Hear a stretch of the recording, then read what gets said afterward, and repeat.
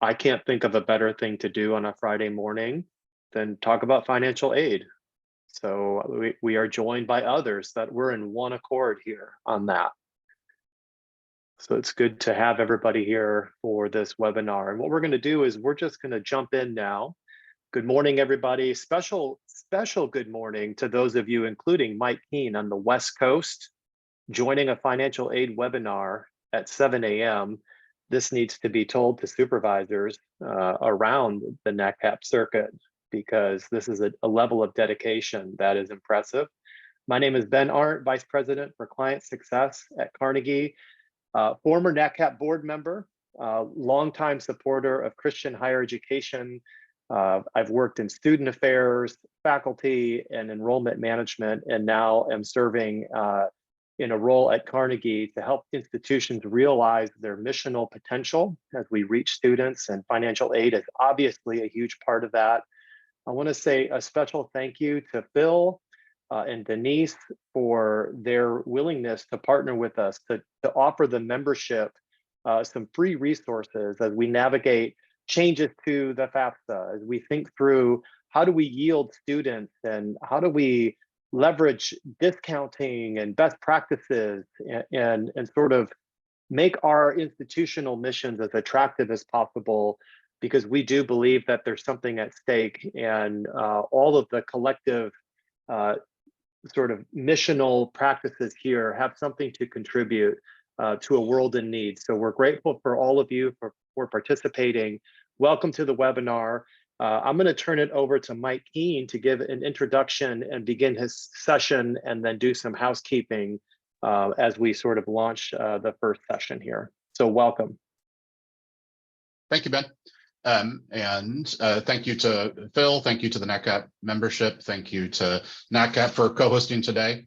A few housekeeping items. The same link will work for all of the sessions today. You should have that in your email. Obviously, all of you do if you're seeing me speak right now. But that means that if you're coming back for sessions 2, 3, 4, if you're coming back for some but not all, that will be the same link for all of them. There will be a transition period between sessions where the Zoom will show that transition slide and will show the time for the next session. We'll also, about 5 minutes out from the start of each session, and give a quick reminder that we're beginning soon. Each session today will be recorded, including video, and will be shared with you and with the membership. And so if you'd like to follow up. And then separately, each of these sessions is designed to incorporate a question and answer period from attendees at the end of the presentation. If you have a question, please do use that Q&A function in the Zoom chat. That will make sure that Ben can see those and that he can collect those, and we can make sure that we address as many of them as possible within the time constraints today. To get started, what we'd like to do is set the stage with a little bit of how we got here about trends in higher ed pricing. But first, a little bit about me. I'm the Senior Vice President of Modeling and Client Strategy at Carnegie. My own background is in quantitative modeling, quantitative research, enrollment research, especially at four-year private institutions. And I also spent some time as a Chief Financial Aid Officer at Loyola Marymount University in Los Angeles, which is also where I went to got my undergraduate degree. My undergraduate degree is actually in Latin, which is something that is not true of many people in the US, never mind the world, at least in the last 1950 years or so. I also have a PhD in political science, although I know almost nothing about politics, which is somewhat awkward when folks, including my children, ask questions about politics, and the extent of my understanding of actual politics is confined to the How a Bill Becomes a Law cartoon that was shown on Saturday morning cartoons 35 years ago. My own training was actually far more about quantitative analysis of behavior, which is what's led me to this work, which is the analysis, the prediction, and the management of institutional responses to student behavior. Some of you may be familiar with Carnegie's Carnegie Chem or Team Chem, or psychometric typing, and for there, I am the influential and resilient energizer.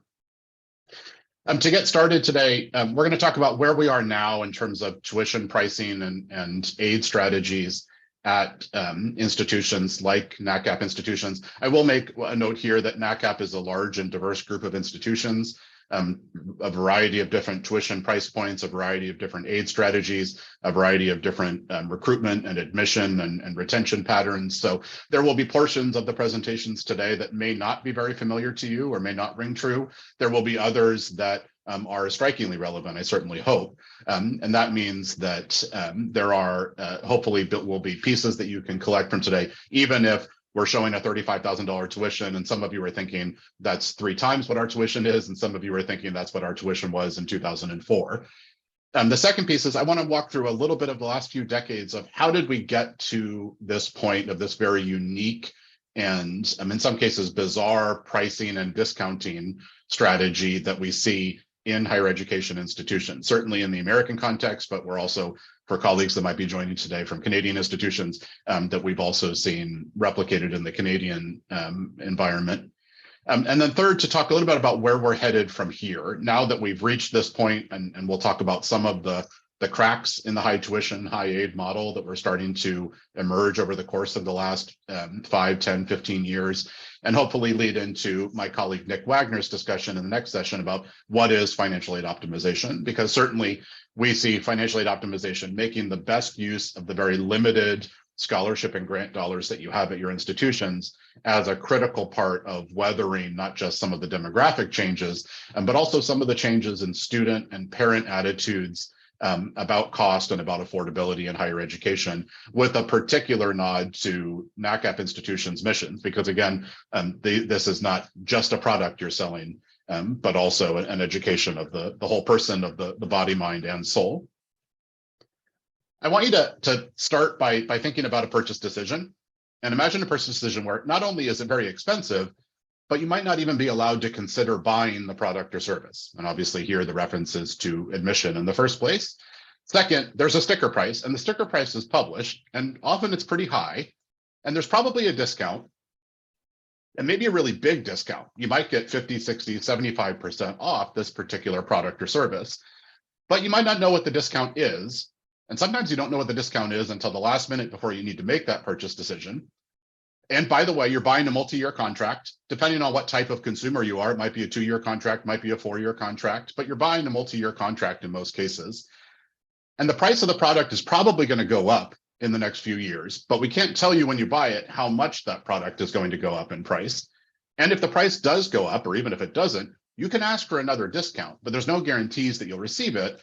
And by the way, the federal government or your state might help you buy it.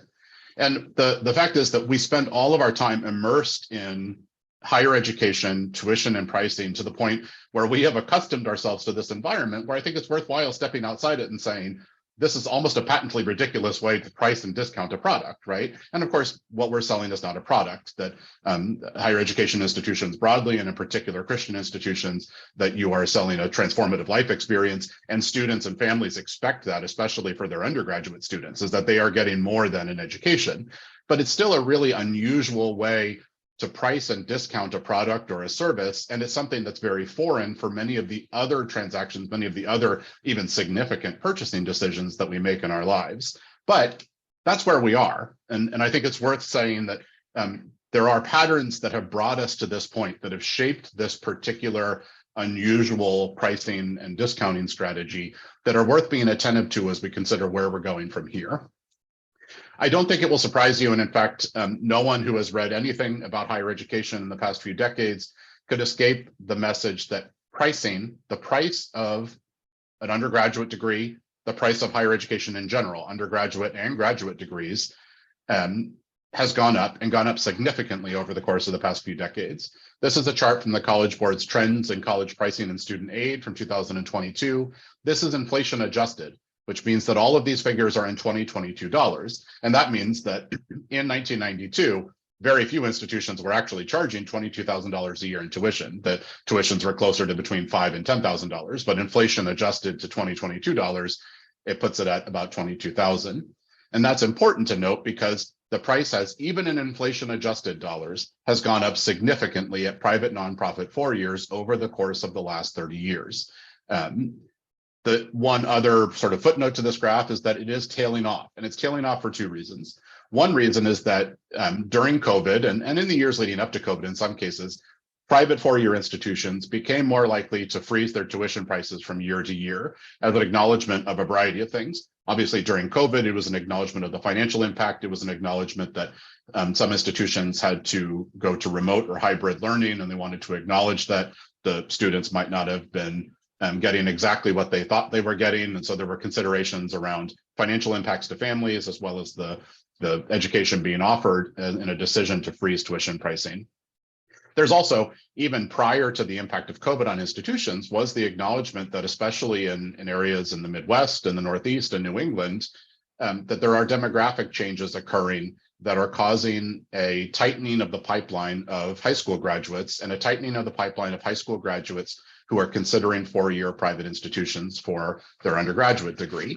And that meant that the confluence of these factors mean that pricing increases slowed considerably in the period from 2020 to 2022. The second piece there is, while tuition pricing increases are slowing, inflation was rapidly increasing. And that means that inflation adjusted to 2022 dollars, we've actually tailed off in the last 2 years across all three of the sectors here: private nonprofit 4 years, public 4 years, and public 2 years in terms of pricing. But it's still worth noting that even having tailed off, the cost of a 4-year private nonprofit undergraduate degree is still effectively 180% of what it was 30 years ago in tuition adjusted dollars. In other words, for a very long time, really until the past 2 years, tuition increases at private nonprofit 4-year institutions, as well as virtually every other institution, increase at a pace that far outpaced the inflation increase. And again, I don't think any of this is a surprise. We all work in higher education. Many of us are consumers of higher education, either recently ourselves or our children or family members. And so we understand and participate every day in this nationwide conversation about the cost of higher education. This is something that's a little bit less well understood, although I think it's becoming increasingly understood, which is that if you were to consider for private nonprofit 4 years, you can see this top line. And again, noting that some of you might be saying our $20,000 cost of attendance bears almost no resemblance to this $50,000 cost of attendance average in 06-07. That's fair, except to note that many of these trends are true across institutional types and across institutional prices, just to varying degrees. That the cost of attendance, and in particular the cost of published tuition and fees, again, increased rapidly over the course of the last 30, or in this case, over the course of the last 15 years, even in 2022 inflation adjusted dollars. But at the same time, this blue line, the grant aid line, is also increasing. And in fact, it's increasing at rates that in some cases outpace the increase to tuition and fees. And that means that this bottom flat line, net tuition and fees at private nonprofit 4 years, has actually been flat or in some cases down over the course of the last 15 years. That in other words, even though list price is increasing rapidly, and until the past 2 or 3 years at a rate that was outpacing inflation, the amount of tuition revenue that institutions are taking in on an average basis from students is flat or, and this is a projection for the College Board, but it's a reasonable one, actually down in the last 2 years, especially inflation adjusted, because again, institutions in many cases either froze or moderated their price increases. And over that time, there's also significant inflationary pressure. That means that institutions are taking in less net tuition revenue per student, even as their costs increased.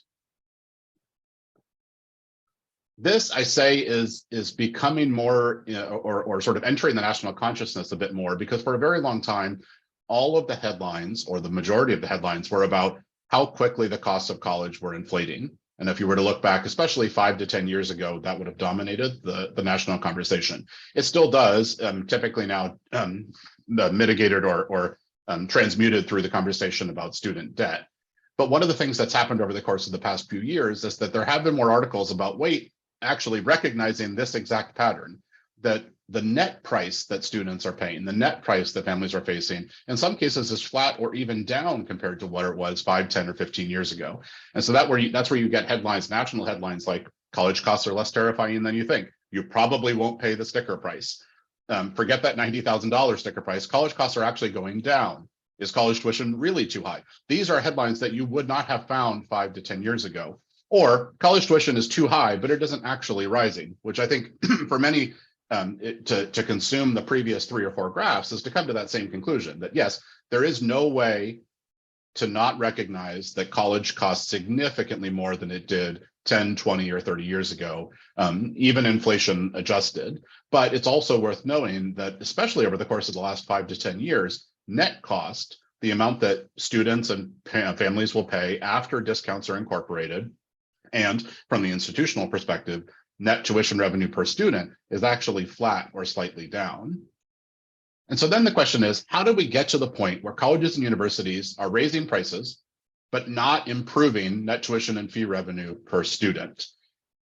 And that really is intertwined with the notion of how did we get to this high tuition, high aid model, this model where there is a list price, but it's significantly more than what most students will pay, but we have this opaque scheme where you don't exactly know what the discount is until you get well into the process. And where can we go from here? Effectively, have we reached to the point where the advantages of that high tuition, high aid model, those persistent cost increases that are paired with significant increases in discounting, such that institutions aren't collecting more tuition and fee revenue in many cases, are they now outweighing the negatives? So how we got here? For a long time, and for a long time, really, I mean, in the post-war, in the post-Second World War US context, but even up into the 90s and 2000s, the model of pricing and gift aid at many four-year private institutions was that gift aid from the institution, and this was also true of, in the US context, federal and state aid, principally was designed to ensure access to the institution from students or for students from families who had less ability to pay, from lower income families, from families with more significant financial need. And so to the extent that institutions charged higher list price than they were actually charging net price, that tuition revenue being charged to those students was being repurposed typically in the form of institutional need-based grants devoted alongside federal grants and alongside state grants to ensure that higher education was affordable for the broadest possible segment of the public. And a part of this was also the recognition that higher education is a common good and that higher education produces outcomes that far exceed the sort of vocational training that is at the core of education, and instead actually makes for a stronger, better society, stronger, better citizens, more civically minded citizens. And so initially the model is you collect tuition revenue and you offer modest discounts. And the gift aid discounts that you're offering outside of a small number of high value merit scholarships, a full ride, a full tuition room and board, a full tuition scholarship, a trustee scholarship, a presidential scholarship.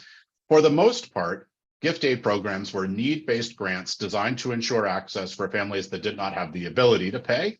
And that meant that as institutions raised their tuition, they raised their tuitions with an eye toward if families who can afford to pay this tuition, it provides tuition revenue that we can use to repurpose for need-based grants to devote to students who are not able to pay, thereby improving access more broadly and ensuring that the experience of the education is offered to as many students as possible. Then something changes, and to be fair, some of this is intertwined with the use of predictive modeling and algorithmic approaches to the analysis of student data.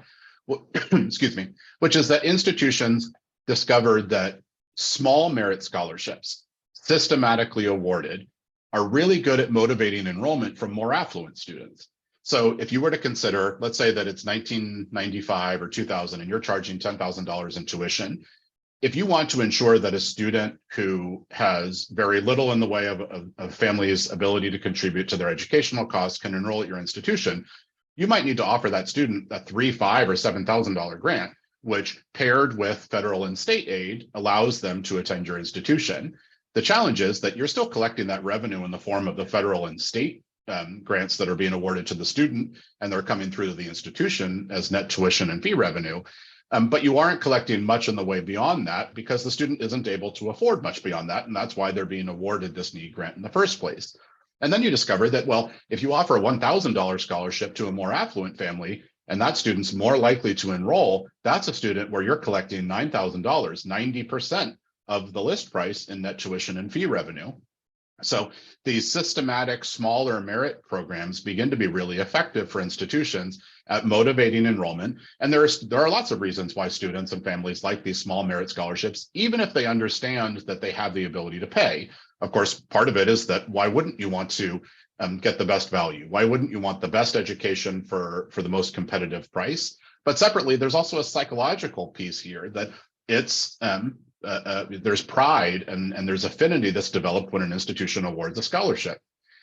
So that means that tuition increases start to become more rapid because as you're still trying to ensure access for some populations, lower income populations, families without an ability to pay, but also trying to collect more revenue so that you can discount and award these systematic merit scholarships, tuition starts to increase more rapidly. And gift aid programs become more systematic, meaning that rather than need-based grants and a few high value, high dollar amount merit scholarships, you start to find differentiated strategies where there's merit and need-based aid, and they're systematic in increments of $100 or $500 or $1,000. And this also means that need grants start to get crowded out by merit scholarships. Now, there are many families and students who receive merit scholarships where those merit scholarships still helped meet their financial need. So it's not to say that if you award a merit scholarship, it doesn't help meet the financial need of the student the exact same dollar for dollar way that a need grant does. But what was happening is more and more discounts were accruing to more affluent families, not just because institutions were finding that that was more efficient in terms of generating net revenue, but also because institutions were starting to have the competitive environment, that there was starting to be an arms race around merit scholarships. And if you're a student who comes out of high school with a really strong academic record, even if you don't have much financial need, all of a sudden you find that multiple institutions might be competing for your enrollment and awarding more and more significant merit scholarships. And that starts to, as more aid starts to go toward merit, and as students who are receiving merit scholarships are generally less likely to have significant financial need, it starts to crowd out some of those need grants. Then you get to the new model, and the new model is really where I would put the last sort of 15 years, in some cases the last 10 years. It's very context dependent on the type of the institution and the location for how quickly this took hold. But as I mentioned, what we have now is effectively a merit scholarships arms race. And part of this is that students are also considering a wider number and type of institution than they have before. But there aren't necessarily more unique students actually considering higher education. There are more applications, and that means there's more students admitted. And that means that yield starts to fall. So as you are effectively chasing the same number of students, but applying to, in some cases, 2, 3, 4 times as many institutions as they were 15 years ago, you are starting to have to discount more aggressively to ensure that you are able to meet your headcount goals and able to meet your yield goals. And that means discount rates inflate. And that's how we get to a point where at many institutions, 90% or more students now are receiving some form of gift aid. Often it's in the form of a merit scholarship. And that's also because merit scholarships are just easier to award than need-based grants in some cases, because you don't need to wait for the FAFSA. You can award with the offer of admission often, put out a confident merit scholarship offer. And it starts to become what students and parents expect from institutions is a significant merit scholarship offer with the offer of admission or shortly thereafter. Some of these discounts now routinely exceed 50%.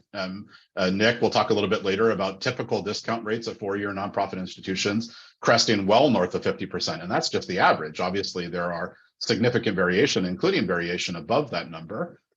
You also find that compared to the old model where need-based grants were awarded and as part of a consideration of financial need, using data collected via the FAFSA or other aid applications. Now, scholarships are awarded automatically and often, very often, early in the admission process with the admission offer or shortly thereafter.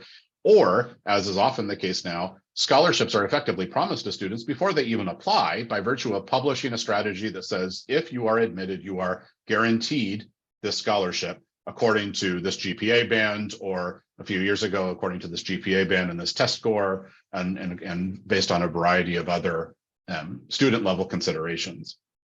So that's where we've come to is a few things. One is that institutions discovering that but coming to understand better that as you raise tuition, you collect more revenue, that revenue can fuel discounting that you can use to try to shape your institution's enrollment.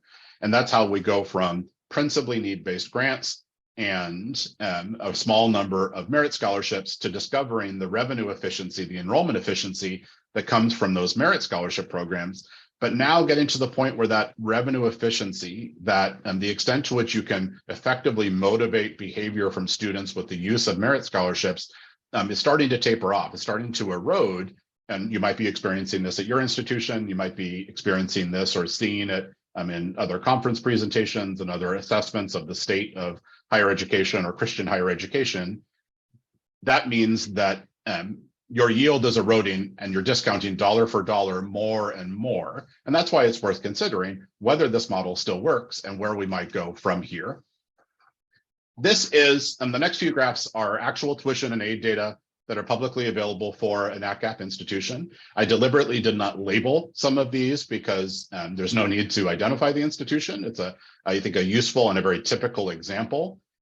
So I want to make this example while blinding the institutional name, and that's why you won't see specific labels here. But I don't think that this example is outside the norm for other Christian four-year nonprofit institutions, or really institutions more broadly, public and private, over the course of the last 20 years. This is an institution that 20 years ago, and this is in real dollars for that year, not inflation adjusted, was charging about $16,000 in tuition. And then there is effectively almost a linear increase in a startlingly similar amount each year over the course of the 20 years that brings them to 2020, where tuition is closer to $35,000. Over that same period, if you look at their average institutional gift aid to enrollees, meaning how much grant and scholarship aid from the institution did the average student have over the course of the same 20 years. Now, acknowledge that there is some noise in this, that there's especially in the period from 2001 to 2007, some jumps up and some drops. But generally, if we plot a trend line, which is that dotted line, you can see that the amount that the institution was giving out in the form of a discount was almost exactly the same slope as the tuition increase. And that meant that the amount per student that the institution was taking in net tuition revenue is almost exactly flat. You can see, again, in a year like 2005, where the institution had a more conservative scholarship strategy, it meant that net revenue per student was higher. But if you plot the trend line, and especially over the course of the last 10 to 15 years, the actual data are very close to that trend line. Average net tuition revenue is flat. Now, it's worth noting that this is a system that can work, that if you had the same net price per student over the course of 20 years, that can work and produce sustainable growth as long as there is growth in the enrollment at the institution. In other words, if you're collecting $10,000 per student in net tuition revenue, but you enroll an additional 10, 15, 20, 30 students per year, that's the sort of thing that with institutional enrollment growth can produce sustainable financial results. The challenge is this is the first year cohort size for the same institution. So over the period, there was significant increase from 2003 to 2006. Worth noting that this is actually plotted on a separate axis here, but I didn't provide the axis because, again, I don't want to provide anything that might identify the institution, although all of this data are publicly available. This is an institution that experienced, from the period from 2005 with a blip in 2013, but especially over the course of the last 4 to 5 years, a drop in enrollment.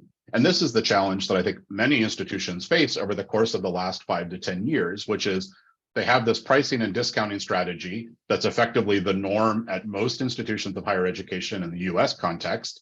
And that has meant that they have been discounting as rapidly, if not more rapidly, than they have been raising tuition. And that has meant that the amount of net revenue they're collecting per student is flat.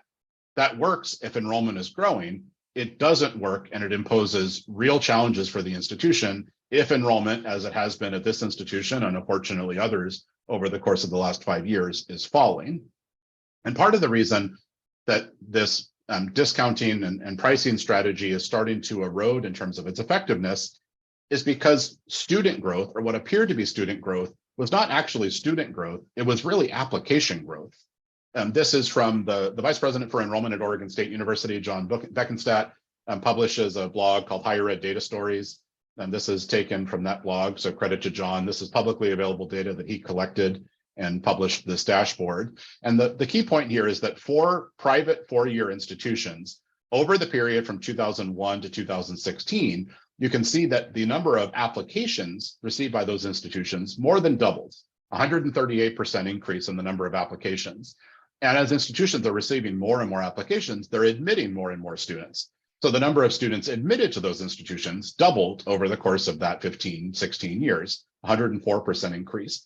The number of actual students who enrolled at those institutions only increased by 22% over the same period. And this is the challenge, is that as you've seen this application growth and institutions are trying to take advantage of that application growth, they're admitting more students. They're being more aggressive in their discounting program to try to secure enrollment from additional students, but they're continuing to see yield, the proportion of their admitted students who enroll, erode, and they're seeing tuition discount rate, the amount that they're having to, on a per student basis, give back to the student or the family in a discount, increase, because there aren't really more students. There's just more applications and more offers of admission. And that's created a real challenge for institutions that are trying to manage these dual pressures, enrollment pressure on the one hand, pricing and revenue pressure on the other. And it's a challenge that particularly in many regions of the US and particularly for some institutional types is likely to be even greater in the coming years based on the birth rates in the period from 2007 to 2011 and really since then, meaning that we expect that the cohorts of high school graduates over the course of the next 5 to 10 years will begin to tail off in number, and their price sensitivity is increasing, which means that this pattern, which has produced the challenge we face today, is unlikely to substantially improve in the next few years. If anything, it's likely to become an even greater challenge. That produces a metaphor that we use very often with the client institutions we work with, which is the treadmill. And the treadmill means that as you raise prices, you are finding that you are having to discount even more aggressively than you are raising the price in order just to maintain your level of enrollment and to try to avoid erosion in yield. And the critical piece of this is, to the extent that the model we have now of list prices, of discounts, of trying to manage enrollment and yield feels more and more like a treadmill, how do we get off that treadmill? And that's where I think we get to where we are headed from here. The first thing, I think it's important to note at least a few things about price resets, because the absolute best first question about this is, okay, if we have this totally befuddling system of pricing and discounting, and if it's not working as well as it used to, and if institutions are seeing eroding revenue and eroding enrollment, what if we just went back to the old model? What if instead of charging $35,000 sticker price and giving out $20,000 scholarships, and again, this might not resemble your own institution's tuition and aid, but you can sort of adjust this by ratio and get a similar outcome. What if instead we just charged $15,000 list price and offered very limited gift aid? We would still collect $15,000 per student in net tuition and fee revenue, but we wouldn't have this really opaque system where students and families didn't know what the cost of the product actually was until well into the process. The challenge with price resets, and we work through these with our institutional partners, is that sticker price is sometimes seen as an indicator of institutional quality. You might say that this is profoundly perverse and that this is contrary to the mission of higher education. Unfortunately, it's also in some cases the reality that some students and families will equate tuition price with quality. And we've done some of this research ourselves. There's other research out there. This isn't an ironclad research finding. It's very context dependent. I've actually done this research with smaller Christian institutions where we found that the effect is somewhat weaker than it is for four-year secular or four-year secular private institutions, but it's still there. There is still an effect that institutions at least are concerned that if you lower your price, it is seen as a signal that the quality of the product is also falling, even if you know that nothing is changing about what you're offering in terms of the education, and you're still going to be hopefully taking in the same amount of net tuition revenue per student. Second, one of the things I mentioned about adopting this new model of broad and systematic merit discounting, and one of the reasons it works is that it's flattering to receive a merit scholarship. It's flattering and it creates psychological impact and affinity with the institution for the student. It's flattering and it's important for the family to be able to say that they received a scholarship or that their daughter or son received a scholarship to attend your institution. That's the sort of connection and the scholarship, especially to the extent that scholarships have these profound names and they have ancillary benefits around professional development opportunities, around summer funding, around all of the things that institutions have packaged with these scholarships to maximize the psychological impact of, I received a scholarship to attend this institution. So the concept of resetting to the old model and removing those merit discounts, those merit scholarships, is pretty unnerving if you worry that it will remove one of your principal ways to develop affinity with students. Third, price resets, again, rightly or wrongly, can signal financial instability. And one of the challenges we have when institutions approach us and ask us to model out a price reset for their institution is that most of the time studying existing price resets, especially until the last 5 years, involves studying institutions that were in some financial distress and adopted the price reset as, in some cases, almost a last-ditch effort to ensure that they could reestablish a sustainable financial model.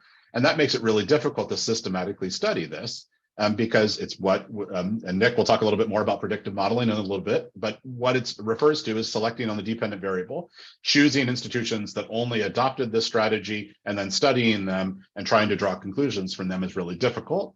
But it's certainly true that institutional leadership and us as institutional partners really worry that the price reset would be viewed as a signal of financial instability. And if you signal financial instability, especially when you are selling a 4-year product, selling a renewable contract to students and families, is something that can quickly cause sort of snowballing effects to recruitment and yield efforts.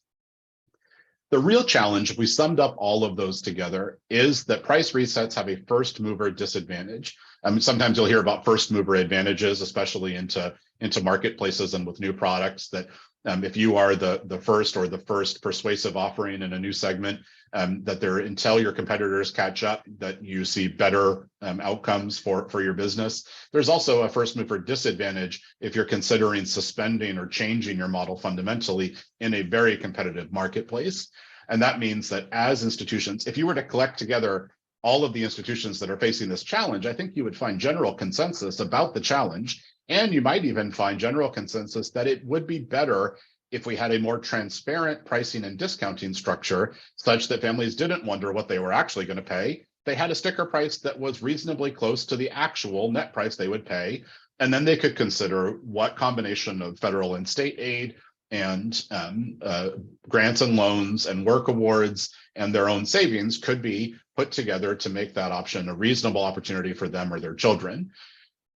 Even if there is general agreement that this is the challenge and this is one way to start to solve it, there's still an incredible leap of faith to be the first institution or one of the first institutions in a particular region or segment to do this. Because if you're wrong, that financial distress, that signaling of financial instability could mean that the institution comes to the brink of closure. And this is what institutions really worry about when going back to price resets, when going back to the old model. We've also found that even when institutions do adopt this, they have somewhat mixed results. So in some cases, the best case scenario is that by resetting to the old model, you say, you know what, we're actually going to publish the list price that you will pay.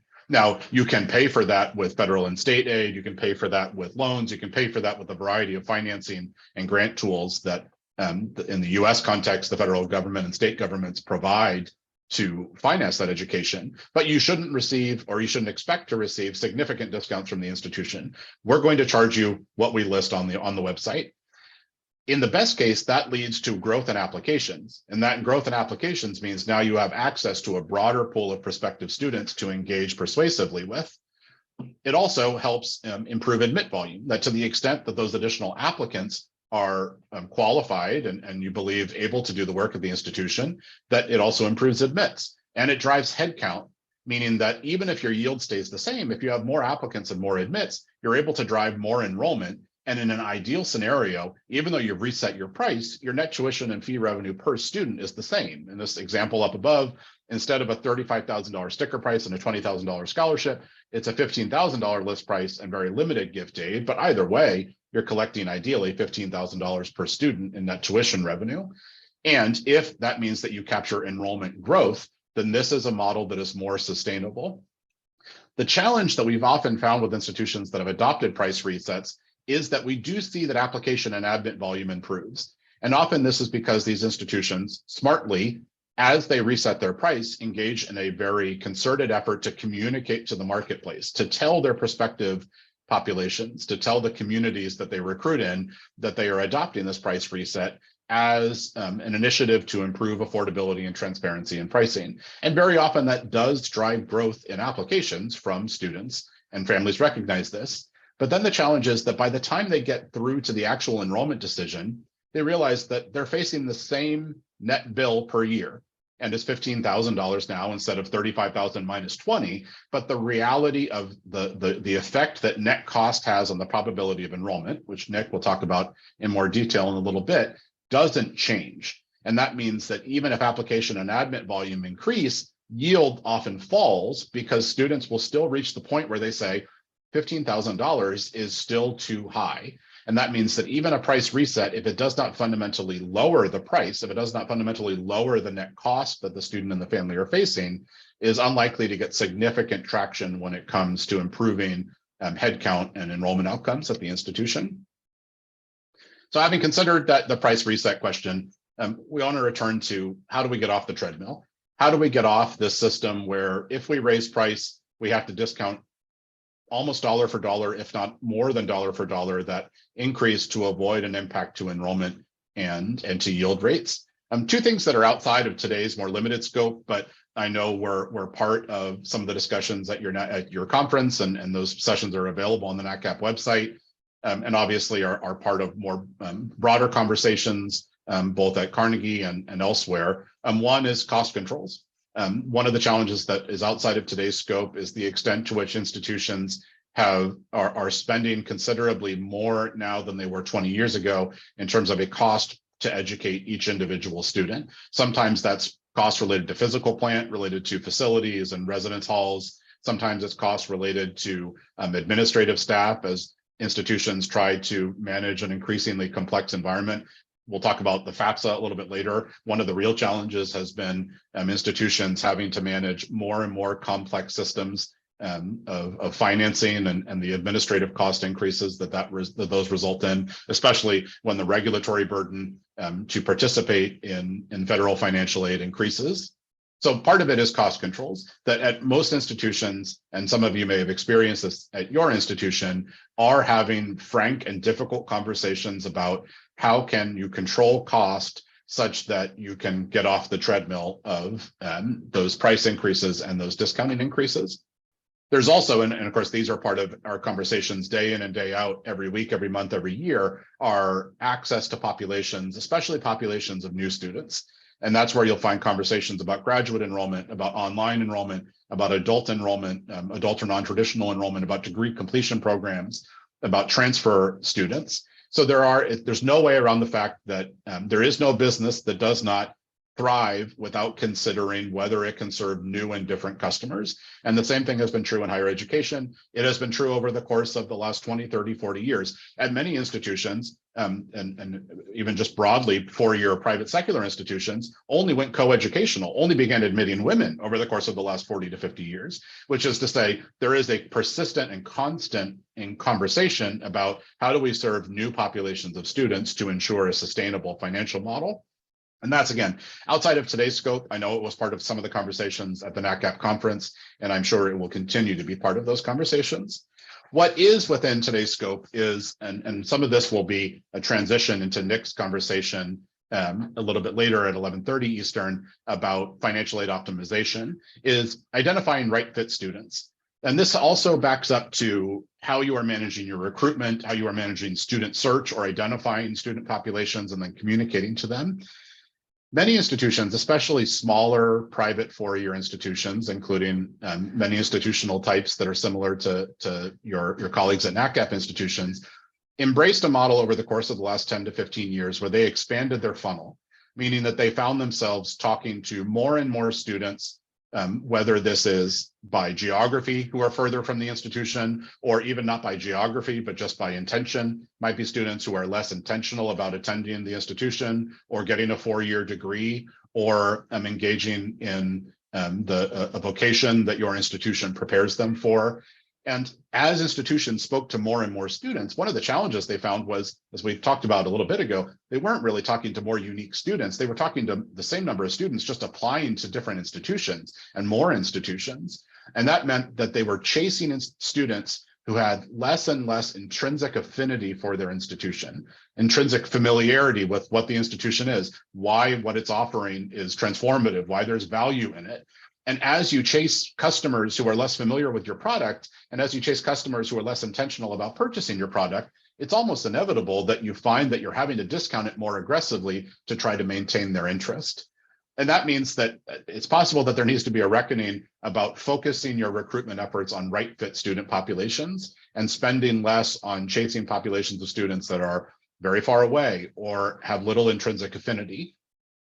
Second, it's a really critical piece of getting off the treadmill to try to make sure that your financial aid strategy, your discount strategy, your scholarship strategy, however you would term it, is designed to assist your enrollment goals rather than simply being a requirement that you must publish a scholarship grid and execute that grid every year.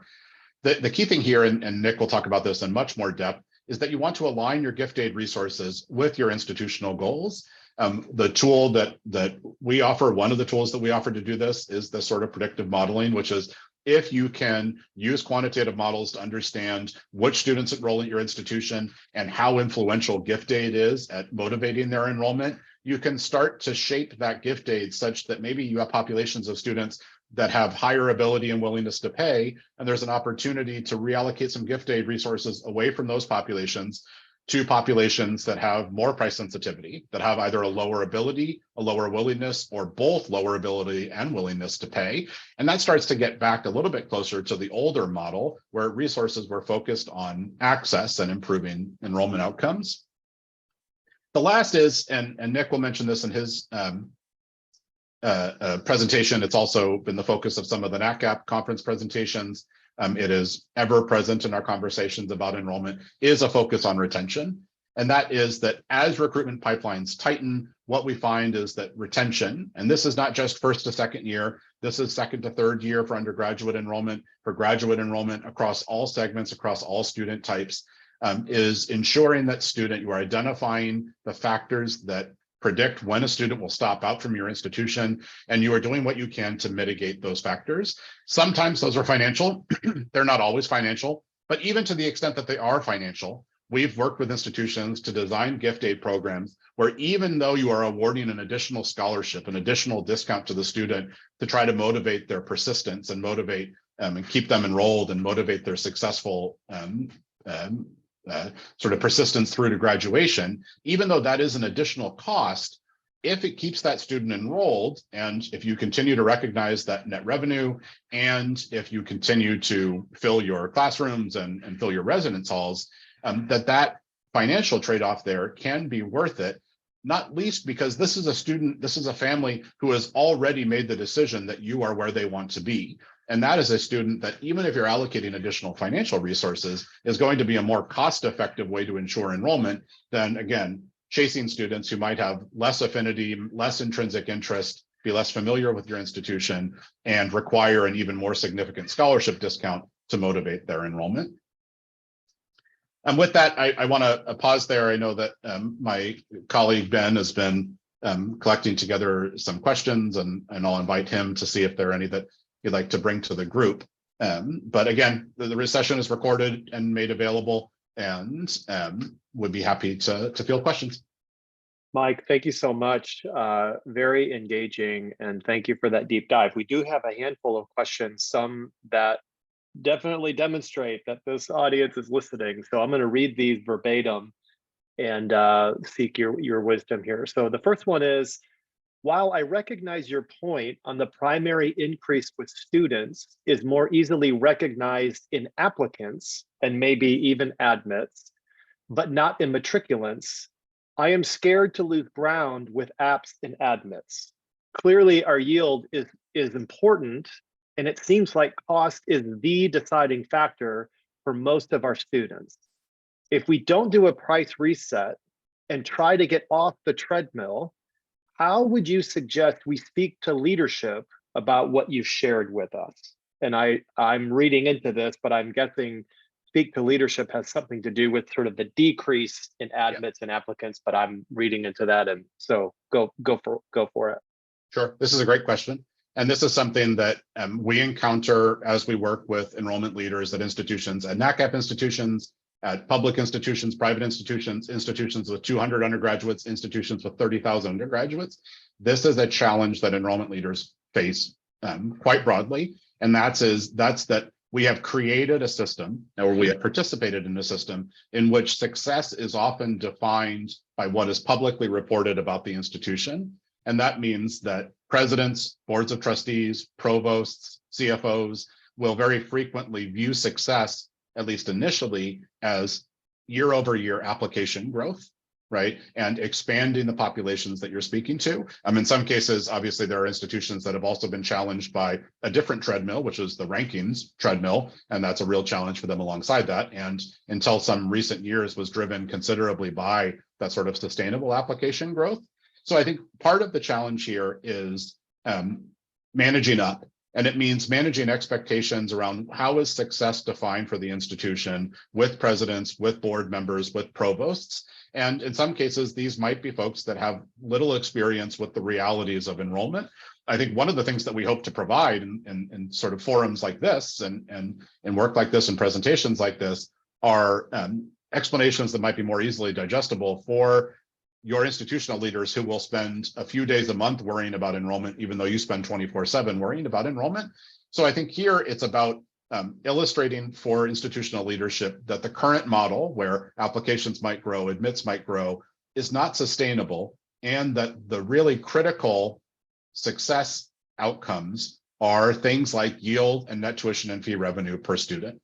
That yield is authentic connection, that yield is effective recruitment, and that yield is a product of recruiting a population of students who want to be at the institution. And that might mean that you have to accept that applications might not be quite as robust. But I think it's worthwhile to talk through and to look at in your institutional data and to look at some of the applicants. And some of you have admission CRMs where you can get data as granular as whether students are opening your emails that you're sending them and illustrate that, look, yes, we might have engaged with 5,000 applicants, but 3,000 of those students rarely, if ever, even opened an email from us. And part of this is also a challenge that grows out of a systematic effort to reduce or remove as many barriers as possible. And in many cases, that's a good thing. And we'll talk about barriers when we talk about stackable scholarships later. But institutions have engaged in this robust campaign to try to remove application requirements, application fees, to try to make it as easy as possible, or consider joining things like the Common Application to make sure that students can almost with one additional click apply to their institution. That drives application growth. And application growth is something that to institutional leadership may seem like an indicator of success, but I think enrollment leaders know that in many cases, it can make things worse because it can make managing yield more unstable as you're engaging with those populations. So I think there is an honest and difficult conversation to be had here with institutional leadership about what are the metrics that are being used to define institutional success, and can you align those such that there's an expectation that applications may not go up each year, but enrollment, as if enrollment is stable, if net tuition revenue is stable or improving, that is the something that it can actually improve the prospects for the institution. In other words, you cannot spend applications, but you can spend net tuition revenue. Now, here's almost an assist of the present environment. In the present environment, with in many regions enrollment pipelines tightening, fewer high school graduates, applications are going to take a hit almost no matter what.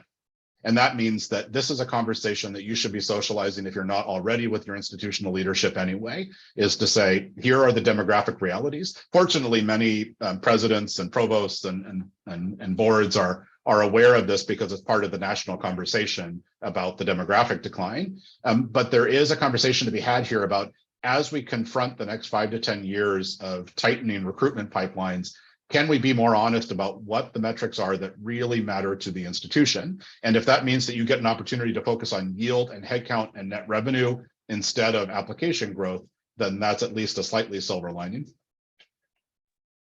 Very helpful.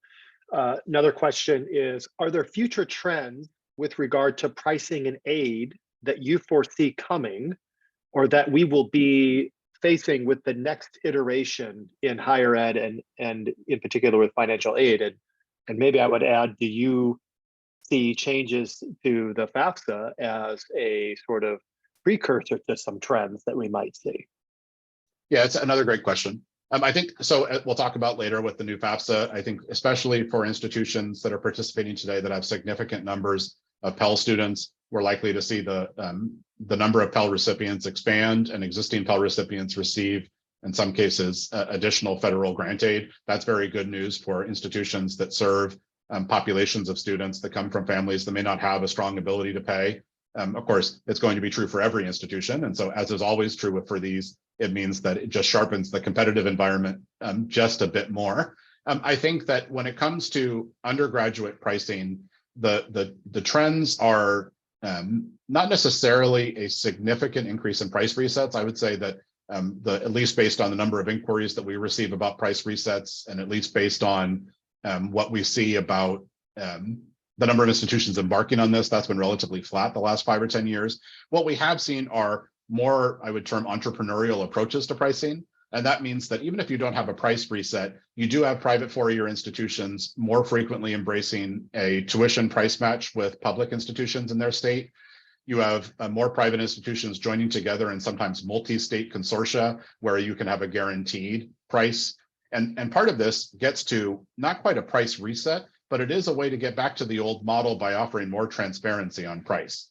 To say that that if you enroll at your institution, you will pay no more than the tuition price at either the four-year flagship or a four-year regional public competition in the state, or to say that you will guarantee that price for all 4 years, that a net price or a list price guarantee for 4 years are ways that institutions, without quite embracing the reset, have tried to offer more transparency such that they can get out of the system of, yes, it says $35,000 is the cost, but wink, wink, that's not actually the cost. And I say, well, what's actually the cost? Well, you have to wait to find out, right? There are ways to offer more transparency earlier in the process that don't explicitly embrace the reset. And part of the challenge of a reset and some of these pricing schemes is that you don't want to, there are populations of students who might have ability and willingness to pay, and lowering the list price foregoes that revenue. And so in the 80s and 90s and into the 2000s, many institutions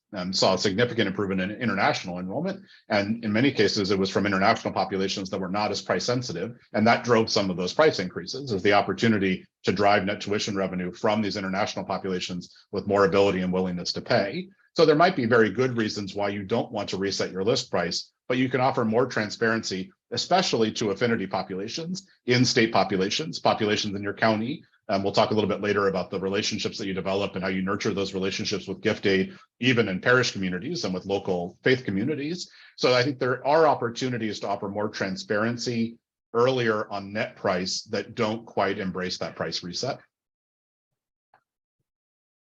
So thank you, Mike. I think with the time left, maybe you could tease out what is coming and what we'll do for our break here. Sure. So we're going to have a 30-minute break, and at 11:30 Eastern, my colleague Nick Wagner will present an overview of financial aid optimization, and in particular, a gentle introduction to the sort of predictive models that shape the work that we do around financial aid optimization, which again, fundamentally is about saying, how can we make the most effective use of every dollar of institutional grant and scholarship that we have? Following that financial aid optimization overview, we'll have another brief break, then a discussion of the new FAFSA and the challenges and opportunities that creates for institutions.